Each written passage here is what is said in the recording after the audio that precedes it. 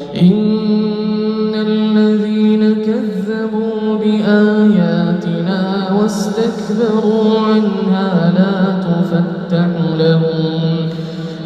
تفتح لهم أبواب السماء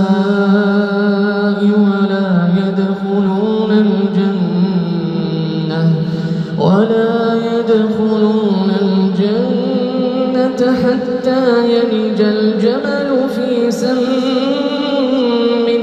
الخياط وكذلك نجزي المجرمين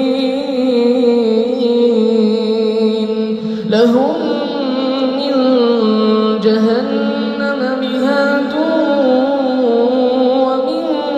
فوقهم غواش وكذلك نجزي الظالمين والذين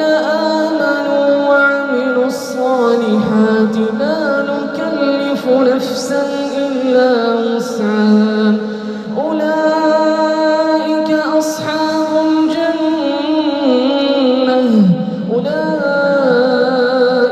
أصحاب الجنة هم فيها خالدون ونزعنا ما في صدورهم من غل تجري من تحتهم الأنهار وقالوا الحمد لله الذي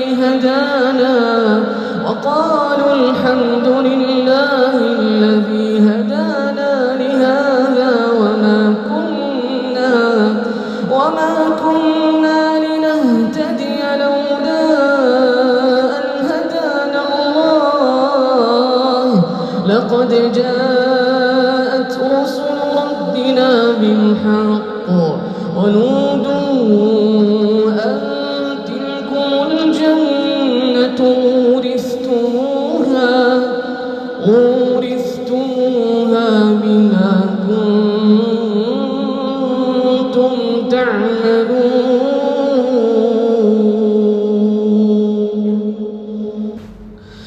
كلا إذا دكت الأرض دكا دكا وجاء ربك والملك صفا صفا وجيء يومئذ بجهنم يومئذ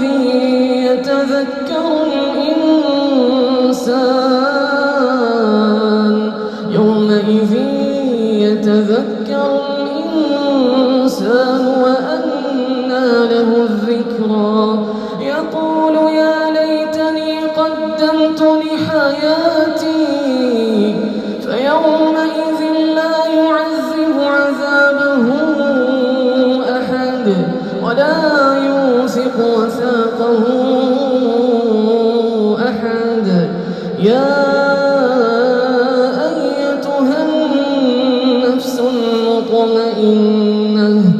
ارجعي إلى ربك راضية مرضية